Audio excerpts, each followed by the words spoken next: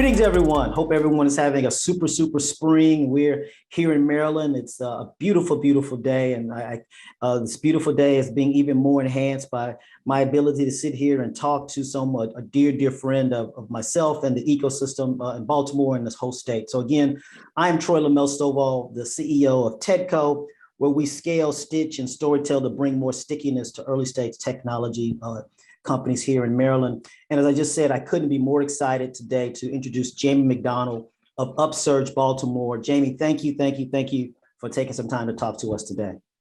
Hey, Troy, it is my pleasure. Really excited to talk to you today.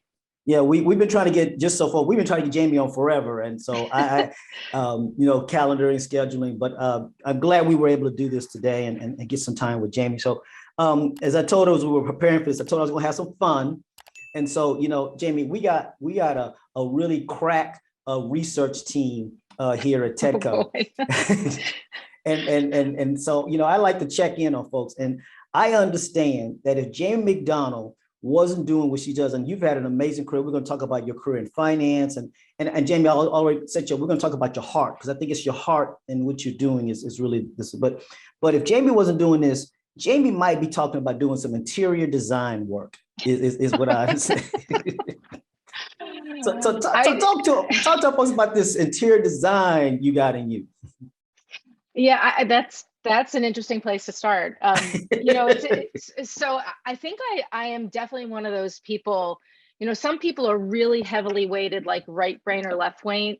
I think I'm like a very up the middle person, where I've got like a pretty intensely analytical side, but I've also got a really creative bent, and I've done a lot of creative things my whole life. And I think when I reached a certain point in my life, married with kids, my main creative outlet really became like the place we lived, because I didn't have time to, weave, which is one of the things I love to do, or crochet or paint. I really found that creating the house that my family was going to live in became the thing I got really passionate about. And so I absolutely love interiors. My one friend calls me, she calls me a move-in-stein, because I would happily move like every other year, because I kind of like the new canvas of a place, and really sort of taking what is four walls and making them a home that people really feel loved and comfortable and free to be who they are. And so, yes, that is, I don't know who told you that, but they're 100% right. It is one of my passions. You've got some good sleuths there. but I love the word you use there about turning the house into the home, the canvas. There's an artistic, you can hear that. There's the ability to be creative and take a wall and take a space and turn it into a place, take a space into a place. That's what I heard you say. Is that a fair? Yep. Totally. Yeah. I mean, look, any four walls, in any place can have completely different vibes depending on who decides the persona of that room. And, they can be sterile and intimidating and cold, or they can be warm and welcoming and a place where people can kind of think and imagine what might be. And I think I've always sort of aimed for the latter. So, but yes, it's funny. My husband and I, we just constantly poke around at houses where we might be able to do another project. And so it's right now the market does not lend itself to trying to find those like diamonds in the rough. The housing market is just too hot. But when it cools down a little bit, you can count on me to have a next project. I look forward to seeing that one. You just said yourself, you're this middle of the road, middle of the brain, not left or right. As I look at talk to you and knowing a little bit about your career, I'd say that it's about your heart, because what I see in Jamie is this person who clearly, and we'll talk about, being a woman in finance and being able to trudge that road, which is, there's not, but there's this heart of wanting to see that there is a better place, and back to places and spaces, right? Back to interior design a little bit, that that there's a whole community that needs to be redesigned. There's a whole community, and your heart is in that. And we'll talk about that. So what I'd like you, Jamie, just talk about your time there, being a woman at Alex Brown, and being there, and talk to maybe more, talk to a young lady who's trying to make that same journey, and some tidbits you would give her about her journey trying to go into finance. Well, Troy, I wonder if it might be useful to maybe go back even a step further, because I think part of what gave me the perhaps the navigational skills to in the 80s to start in finance as a very young woman probably relates a little bit just to the things that had happened before in my life. Okay. And Okay. So I think you and I have talked about this a little bit, but I'm a city kid from Philly. Yep. Grew up, in a couple different areas in Philly, but most of my time in South Philly, which back in the day, because I'm in my 50s, the thing that most people, if you want a visual of it, the original Rocky movie, Yep. like that was what my neighborhood was like. Yep. And I had a very young single mother who had me when she was 20. And we didn't know we were poor, but certainly by, today's standards, we were very much a kind of hand to mouth family for much of my early life. Mm-hmm. And things stabilized as I got a little bit older, but certainly for the first 8 or 9 years, that was how we lived. I have 2 younger sisters, and so it was, definitely a children normalize their experience. I didn't understand anything about the life we were living, but when I think back about what my mother had to do to support 3 little girls and being single and not having gone to college, I mean, it was sort of an origin that really at a very, very young age gave me a lot of independence and responsibility, because, when I was 6 or 7, like I was the one that was Wow. grabbing my sisters from daycare and bringing them Yep. home, locking the door and calling my mother and saying, we're home. Right. So that was sort of my start, but I had a couple of turning points in my life that led me in many ways very much, when I think about where I am now in my 50s, in some ways connect directly back to that experience. So one was that, I don't know if in Texas they had the same test, Troy, when you were a kid, but certainly on the East Coast, I know everybody had this California Achievement Test that everybody Yep. took in 3rd grade. Yep. And Philadelphia has still this amazing magnet school that back in the day used to start in 4th grade. And so everybody took this California Achievement Test from across the city. And if you were lucky enough to get a spot, and Philly's a big city geographically, like 2 or 3 times the size of Baltimore. And Yep. I lived 3 buses away from this school. You And measured so, by buses. You're measuring by buses. That's interesting. You measured the yeah, well, distance by buses. we didn't have a car. I mean, so, so this was, to get into a school like this was pretty fortunate, right? It was it's called Masterman. If anybody wants to look it up, it's an amazing magnet school. We'll consider it one of the best in the country. And what I saw at Masterman was a school that was 50 or 60% Black, probably 20% white, and 20% Asian American, AAPI and Latino and other, kids from other places. And so here in this melting pot of the most competitive public school, Philly has also a big private school network. So a Yep. lot of kids, from more affluent backgrounds went to private school. But, here's this melting pot of brilliant kids that look like the world. And I spent the next 8 years in that school that really changed the way I see the world. So to me, here I am, like I'm a deep city kid. My whole world is kids who are brilliant, who look like the world.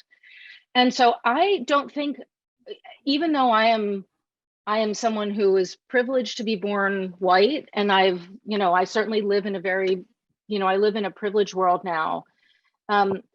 I don't think I think I was exposed to a world early enough that I've just never had this sense that smart people look like one thing, or that people who should have opportunity look like one thing. And I think it's shaped a lot of how I've approached the world. Yep. At the same time, I also recognized how hard all these kids, including me, worked to get to this school, because this school was this it was this place that we all recognized provided a different path of opportunity. And this was not like, it happened to be located in a pretty, it's central, but it's central in a really big city means it's kind of convenient for no one. So every kid who went there, almost all kids who were taking public, they were coming from all over this giant city because they wanted this path of opportunity. And so I saw what that meant for families to make that decision, for kids to take 2 or 3 buses every day to get to this school, right? Like that was an early view. Again, I wasn't conscious of any of this when I was there, but when I look back on the grounding that gave me for a lot of the decisions that I've, taken in the rest of my life, to me, it is much more like internal. I think this sense that like the world should be a place where everybody has pathways of opportunity like that. Because by contrast, I have 2 sisters who went to the zone school in our neighborhood, neither of whom graduated from college, or from high school rather, in the normal scheme of things. They both ultimately got their GEDs and all of that. But like that is my family in a nutshell is a lot of what we hear about paths of opportunity. Yep. I got this one path and my sisters didn't, and things turned out very differently. So fast forward, I no money for college in my family. So I went to a commuter college in Philly. It was originally called Textile. Now it's part of Jefferson University. It was a big university complex. And then I was lucky enough because a professor saw my potential, and I was top in my class there. But I was lucky enough to get a teaching assistantship, which was the only way I could go to graduate school, to go to Cornell. The thing I saw there was I was always the same pretty smart kid, but when I had Cornell on my resume, the doors that were open to me because of for jobs were entirely different. So that was the only reason that I was able to get a job in investment banking. I was the same person. Again, this is part of what drives me, all of this, right? I was always the same smart kid. I was reasonably well equipped, even coming out of college, for the kind of job that I had. But here I was, until I had this stamp of approval on my resume that put me sort of in the club, so to speak. Yep. I would never have gotten that job. Yep.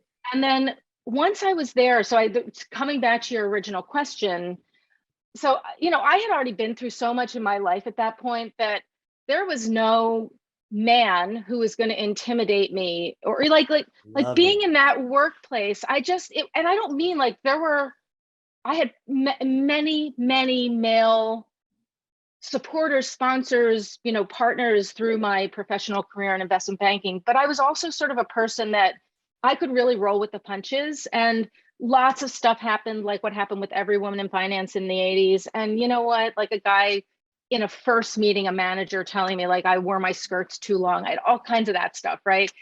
And I guess in today's day and age, people would bring a lawsuit. I was just like, look, I'm eye on the prize. I do not want to be poor. This is a job that's going to get me where I want to go. And I'm just going to kind of keep, and I would sort of in a quippy way, I would obviously push back on that stuff, but right. I also was just not going to let it stop me from getting what I was trying to pursue. Amen. I love, look, we can stay on your origin story all day, but now that I know more of this, and I knew some of this, but now that more of it, that really does lead to us talking about Upsurge, right? And that really is the path. And I'm back to your heart, right? I'm back to your heart, because what I know of you, Jamie, what I know what you have done and are doing and will do, it really does start with your heart. But allow folks, I don't want to steal the thunder, talk about Upsurge, but most importantly, talk about Equitech and what it's going to mean for Baltimore. Yeah. So Upsurge is an initiative. It's a combination of an investment vehicle and a nonprofit that was formed to help do 3 important things. So the first is to propel Baltimore into the top tier of innovation cities, where all of our assets and all of the sort of infrastructure that's been being built in Baltimore over the last, really 15, 20 years is sort of aligned around this idea that we should be among the world's brain hubs. Everything is here to do that. Right. The second thing is, though, that we want to learn from what has happened in the brain hubs that have, blossomed in the United States over the last 40 years, really, if you think about Silicon Valley's origins. Yep. And even in more recent times, the Austins and the Phillies, Nashvilles that have been more of like the last 10 or 15 years. Right. We looked at those when we were getting started and said, look, we should be in that same conversation, but we want to do it in a uniquely Baltimore way. And so we coined this phrase equitech to describe what it would mean to build the country's first inclusive tech city. And inclusive means three things. And then I'll get back to the third part of Upsurge's overall mission. So, because I think it's important, inclusive doesn't just mean that we want to be a place where, diverse founders can thrive. That is one really important part of that, right? That we want to be a place that over time becomes a preferred city for founders from all kinds of underestimated backgrounds. Yep. But it also means thinking about where technology itself can play a role in driving equity, because there's all kinds of evolution in technology now that can bring down the cost of borrowing and increase opportunities to build wealth, that can change the way we transact real estate, that can change the way we rate people for insurance. So insurance shouldn't cost more just because you happen to live in a zip code that is different from someone else's. So there's a lot of evolution in technology where tech itself can be playing a role in equity. And then the third part that we think is really important is that we think about the kinds of strategies that reduce the sort of immigrant gentrification. And what I mean by that is, I don't mean immigrants in the sense of people coming over the border, but I mean a lot of the gentrification that's happened in the brain hubs across the country has been people from the outside coming into longstanding neighborhoods, and essentially the people who've been in those neighborhoods get pushed out. What we think about is, if there's gentrification, we want it to be wealth building gentrification, because Baltimoreans themselves are participating in an economy that has higher paying, family advancing jobs. And so we want neighborhoods to improve. We want housing, costs to, not costs, but we want housing values in our most invested neighborhoods to get better. But we want it to get better because people in those neighborhoods are benefiting from better paying jobs, and they're choosing to build within the neighborhood that they love. So we think about all of that as part of equitech. And then just taking one step back to the third piece of the stool for Upsurge overall. So in order to live that equitech vision, we have to make sure that we're creating on-ramps into technology for more Baltimoreans. And we can't do all of this work ourselves, but right now there are a ton of amazing organizations out there who are doing tech-oriented training, all starting down at our youngest kids, right? With robotics clubs and those and video and gaming clubs, that sort of thing, all the way up to the upskilling and reskilling programs for adult Baltimoreans. But so what we're trying to do is we're trying to sort of bring to Baltimore the ways that across the country some of this is able to be being done at scale. I think particularly at the adult level in Baltimore, so many of the organizations here, because this is the economy that's been available to people, the upskilling and reskilling organizations have been really focused on service industries, construction, the jobs that were here. What we've been saying to a number of those organizations is, how do we take the model that you have for effective support of people and then placement, but think about it in the lane of technology, whether that's just sort of core like IT, or whether it's all the way up to things like full stack development, that whole continuum of tech opportunities. And how do we start to build, that capacity? So that's the That's the general Upsurge vision. It is vitally important, and this is so much of where you and I intersect, that we recognize that a huge part of that is that we also just have to show that tech can work here, right? Yep, That exactly. great companies can be born, can grow and thrive here, that they can hire people locally, that they can do business with, you know, people around the world, and that Baltimore is a great home base. So all of that had, like, you know, none of the rest of what we aspire to do works if that part of things doesn't work. So we're very focused on how we make sure that we demonstrate that tech companies have an incredible platform to grow and, you know, on in Baltimore. But we want to be mindful all the way along that we're doing this because this is about building this more inclusive tech economy. So I want you to, because, you know, when people hear the word Baltimore, let's be honest, and you and I have always been very, when people hear Baltimore, their image of Baltimore, you know, probably is either driven by sports with the Ravens and the Orioles, or it's driven to a degree maybe with Hopkins and how people think of Hopkins, or, you know, frankly, it's also driven by the image that people have because of certain TV shows and what they see in terms of the crime. So I want you to take a minute to really, because I know you got a lot of data in your head there, your analytical, that side of your head. Mm-hmm. Give folks who, because there are a lot of folks who listen to the show are not from the area, tell them some really cool facts that we now know about Baltimore and this tech industry in Baltimore. Sure, happy to. So we can attach this perhaps in the notes to the podcast, or to the podcast videocast. That we're releasing a report next week that gives a full kind of picture of the ecosystem, companies, investors, all kinds of other data about the ecosystem, and a look at our own learnings, just the sort of the interpretive part of that, our learnings about the ecosystem in our first year. What is always surprising to people is that so this report is sort of looking at everything, comparing 2020 to 2021. At the end of 2021, we had 261 funded startups in Baltimore City. That was up 35% over the prior year from 193 startups.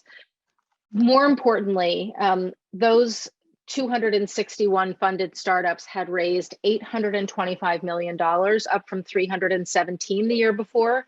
And the 317 was itself a record. So we were up 161%. We, you know, far up, it was a great year for venture all over the country. The country was up 96%, but we were almost double the country's pace. And our average deal size went from under $5 to almost $8 million. And importantly, you know, we follow closely the analytics of Startup Genome, which is a global analytics platform that measures startup city ecosystems. And one of the stats that they follow to determine whether a city is considered in like an accelerating phase is the number of $100 million deals. And they say that when a city consistently has $200 million deals every year, that they are in this, what they call accelerating stage. And it's obvious why, because $100 million deals are precursors for unicorn valuations. Unicorns attract more investment, attract other companies, attract better talent. So all of that kind of hangs together.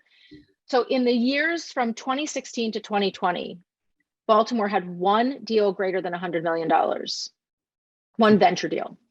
In 1 year, and I'm gonna cheat a little bit and go from January of 2022. We're gonna, because one deal dripped into 2022, even though it was we all sort of knew about it in 2021. But in 1 year, from basically January 21 to January 22, we had 7 deals in 1 year greater than $100 million.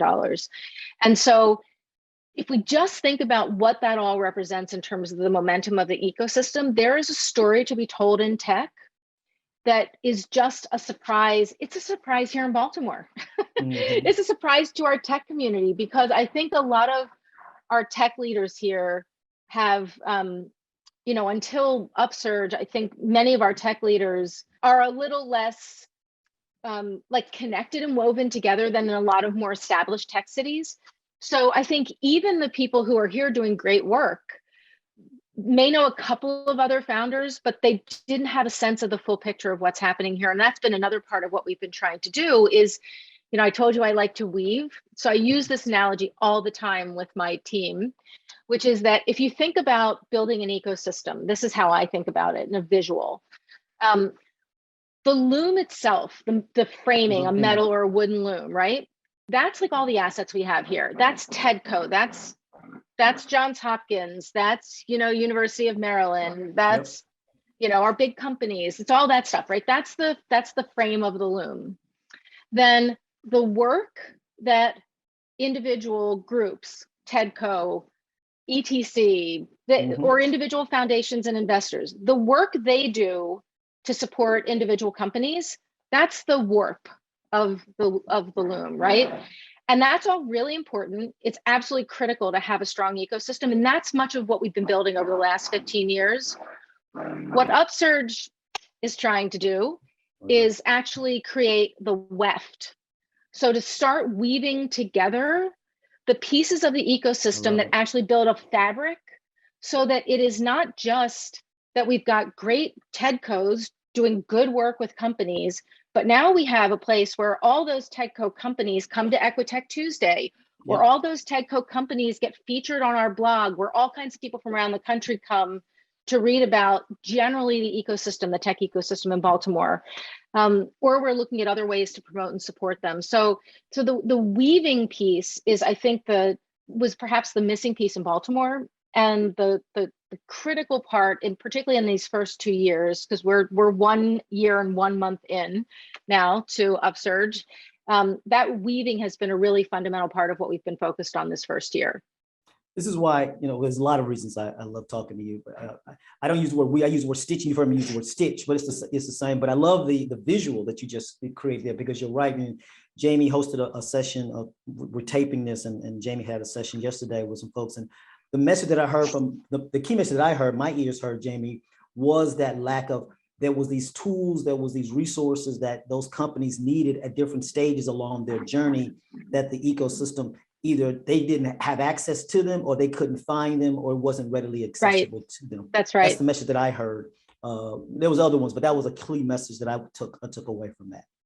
Your session yesterday. And in many cases, it's here, but we haven't had a way for people to know what's here, because again, sort of, it's too hard for a busy founder to have to Google everything, right? Like they want to have so right now, my colleague, Corey, so much of what Corey does all day, every day is he is sort of saying, a founder is saying like, look, I'm trying to get into, the HR directors at various companies around Baltimore, who are the top 2 or 3 that are really responsive to startups? And Corey can say this one, this one, this one, right?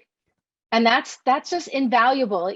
They're just, the networks, and particularly you heard this yesterday also from one of our founders, for our Black founders in Baltimore and our founders from other underestimated communities, they often don't have the social networks exactly to, even if they had a good sense that getting in, how did somebody put it, it's like they want to find the way in the side door, not the front door, because the front door means you got to go through the person who's the gatekeeper. The side door means you've got that warm introduction. And we need to figure out how to get more of our founders more warm introductions to the right people at the right time. And that's a lot of what we and Corey think about.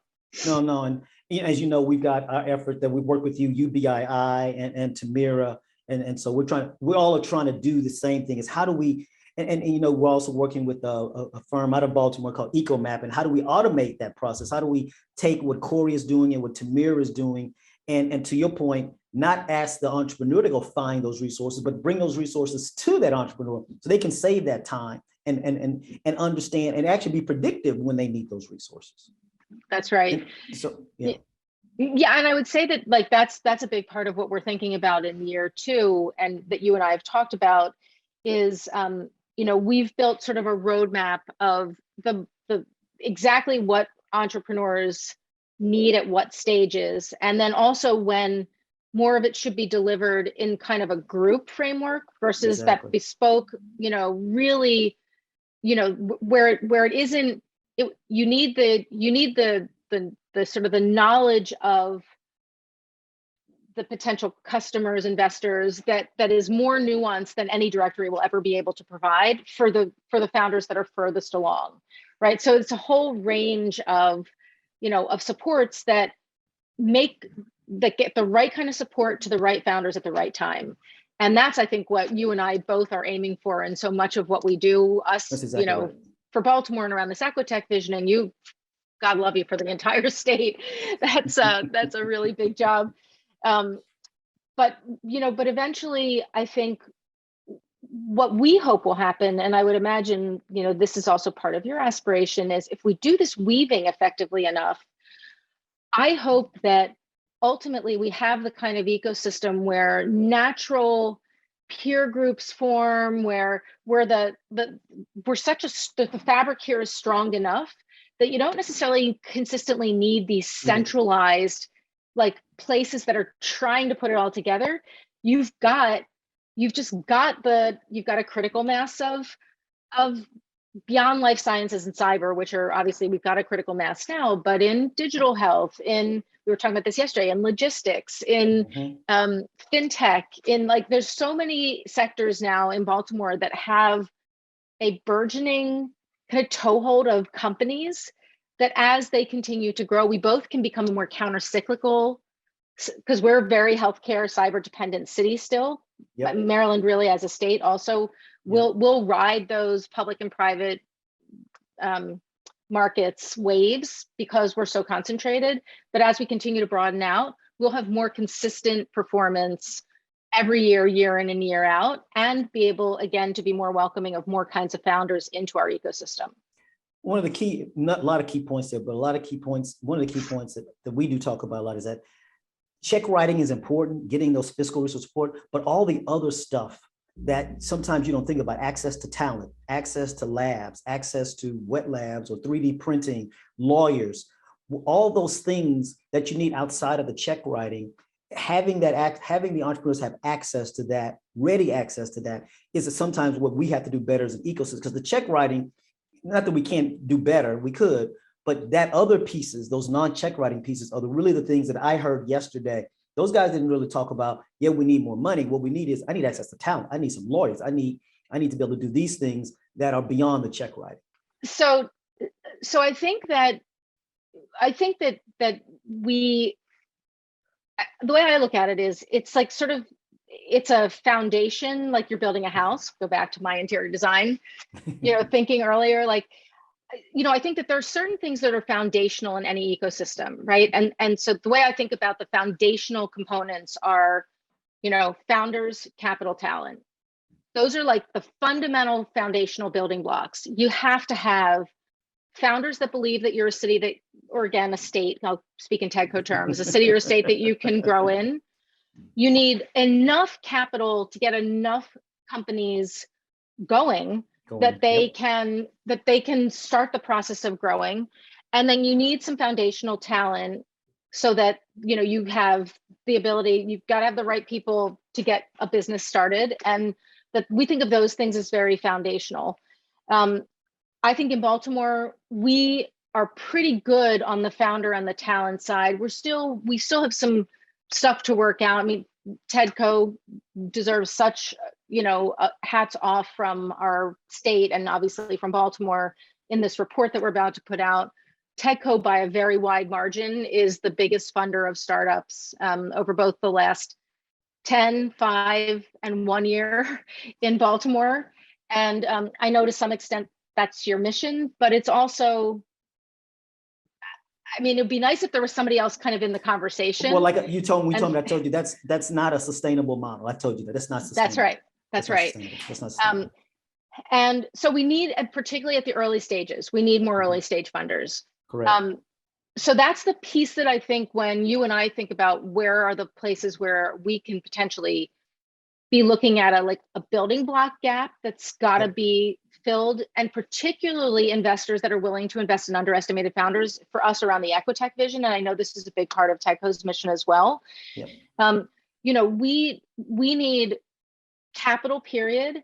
And we need the kind of capital that recognizes that, the biggest opportunity in our country today is investment in the brilliant founders who have not traditionally had access to capital.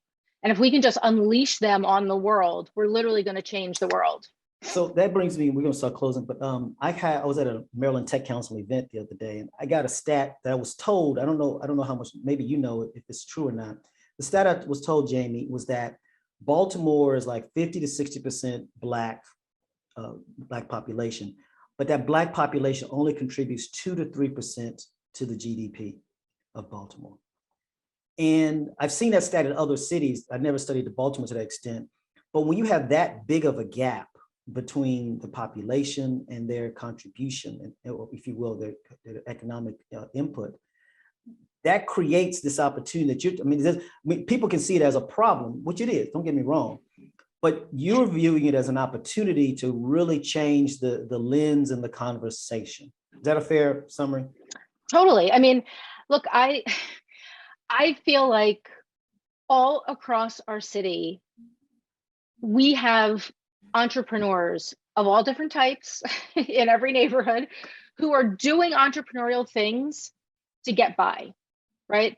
That's one form of entrepreneurship, but it just demonstrates that like the instincts to create and the instincts to innovate are in so many people, regardless of whether you're doing it in a familiar context to the part of the world that understands finance and startups, or whether you're doing it in more of a neighborhood context.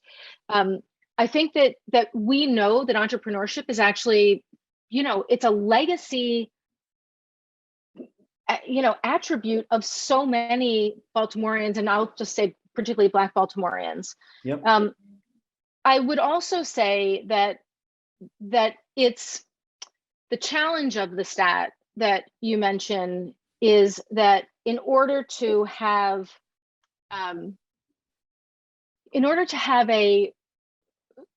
this kind of pathway that I was talking about before, either for Baltimoreans from underinvested neighborhoods to find a pathway into entrepreneurship generally, which is not actually, so Upsurge's lane is entrepreneurship connected or enabled by tech. People who generally aspire to expand beyond Baltimore. They're great, BDC and the city's small business development resource group, the states. There's a lot of other groups that are working on what we call more Main Street type of business growth. Yep. But there are entrepreneurs who even if they aspire to get into tech or tech enabled entrepreneurship, if you're from a neighborhood where you've never known anyone who's done that, that's a hard thing to do. And you may not have ever kind of seen someone who has actually done it. So part of the other, piece of what we're really working on that we think is vital about how the Equitech mission contributes to this is we just had a Techstars class that Techstars is one of our partnerships. And in the Techstars class, we had 12 companies. All 12 companies had a diverse co-founder team. 10 of the companies were led by Black or Latinx founders. So 2 of the companies had white founders and Black co-founders. The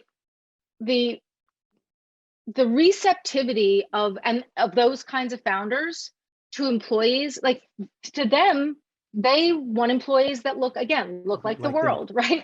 They just want great talent. They don't have preconceptions. Like they sort of think like they're incredibly brilliant. They think brilliant people come from everywhere. And so I think that's why there's a very symbiotic relationship between being a city that becomes a preferred city for diverse founders is part of how you more rapidly create the pathways into tech for more Baltimoreans who may not have typically felt like they could see what it looks like to be in the tech world, or had people who were willing to take a chance on them if their backgrounds weren't, just like I said about my background, if I hadn't gone to Cornell, I never would have gotten that job. Think about so many kids across Baltimore who just don't have the typical resume path that would put them into a traditional tech hiring mode. So that's why this is also connected. Well, that's a great segue to to my last question and to first of all, thank you. I mean, we could go on and on and on and on. Just I know you and I could talk all day. We talk, but I want to end kind of back to the beginning and back to kind of linking your journey in this. And as Jamie sits here at this point, you know, thinking about this for Upsurge, and you gave us this great story. I'm an old comic book guy, so your origin story, right? Mm-hmm. To talk to that 17-year-old Jamie. You know, what would be the 2 to 3 things Jamie today, sitting here in 2022, would tell that 17-year-old Jamie as she was on her journey? Yeah, so that's such a good question, because I have a daughter, so I've had some of these conversations with her. She's 23 now. I think I would tell myself that that in the moment, everything can seem like a big deal. But in general, when you look back in life, there are very few actual critical trajectory moments. Yep. And so if you can try not to, you know, ride the ups and downs, and particularly for young girls today, I mean, the 17-year-old Jamie wasn't combating social media and honestly the media, period, but the media, social media, you know, all of the complexity that brings into young people's lives today. So on, like, we have the benefit of that. But what I would also say is, you know, that almost nothing that happens day in and day out in our lives actually matters all that much, other than, it's hard to, right? I mean, other than, are you respectful to people? Do you listen well? Do you know, do you sort of act with integrity? Do you own mistakes? I mean, I think those are, I think those are ultimately the things that I've sort of learned. Like, I still screw up all the time, but I honestly I don't wake up in the middle of the night anymore thinking about it, because I just sort of, like, you know, most screw ups, unless it's like a life or death thing, a year later, like, you're going to be like, why did I worry so much about that? And so I've tried to adopt more of that attitude. And I would tell my 17-year-old self that. And I would also, that last thing about sort of like owning your mistakes, I'm like super, like, I write notes when I feel like I've done something wrong. I just say, like, oh God, I screwed up. Sorry. This is what I'm trying to do to fix it. What do you need? Like, I think owning, like, we all make mistakes all the time. And I think some people just sort of hide their ball on that stuff. And Amen. I find it's a lot easier just to kind of like own it and try to fix it. You know, the word because I've had some really nice conversations with our daughter. She's about to turn 20. And I use the word vulnerable. And I didn't realize as a parent, you know, too many times our kids look at us, they look at our degrees, our positions, what we're doing, and they see this level of perfection, and they don't see the vulnerability. And I think I'm learning, I'm on this journey now, trying to be more vulnerable, to show her where I have my own, where I have my own mistakes, or where I'm feeling insecure about some things about myself, that it's not always what it looks like, darling. There is, I'm still a work in progress. 50-something years old, I'm a work in progress. And it's what I, yeah, what me. I and hopefully we always will be, because it would be pretty boring if we weren't. Amen. Jamie, look, thank you. I can't thank you enough for not just for Troy. this, but more importantly, what you're doing in Baltimore. And you keep saying Baltimore, but she and I say this all the time, in another respect to the rest of Maryland, but so goes Baltimore, so goes the rest of how we think about the state of Maryland. And so even though she's focused on Baltimore, she and I do talk about what this means and how do we scale this to what we're trying to do in Baltimore for the state. So don't let anybody get it, think that just because we're just about Baltimore. For the state and the world. Like, the way I talk about it is, if eventually around the world, every city's trying to be an Equitech city, what a win. There you go. Right. You go. Well, look, thank you for what you do and all you do and what you will do. And to our audience, thank you for continuing to listen. I just had breakfast this morning with a young lady who's I told her I was going to come tape this. She said, "Oh, I listened to all your stuff. You got some great stuff." So thank you all for listening. I appreciate it. Yeah, go ahead, Troy, I want to thank you for everything you do, because I mean, look, you've really changed the entire way that TEDCO operates and partners. That's a big thing. Like, TEDCO used to be very like blinders on, and I think you guys have really woven, continuing my weaving metaphor, but I think you've really woven yourself into, you know, I can speak for Baltimore, but I think into Baltimore as you said, it's much more than capital. And so, your leadership has meant a lot, and I'm really excited to be able to continue to partner with you. Well, again, appreciate those words. So to the group, to everyone, continue to be safe, be sane, be healthy, and be blessed. This is Troy LaMel Stovall with TEDCO. See you next time. Thanks a lot.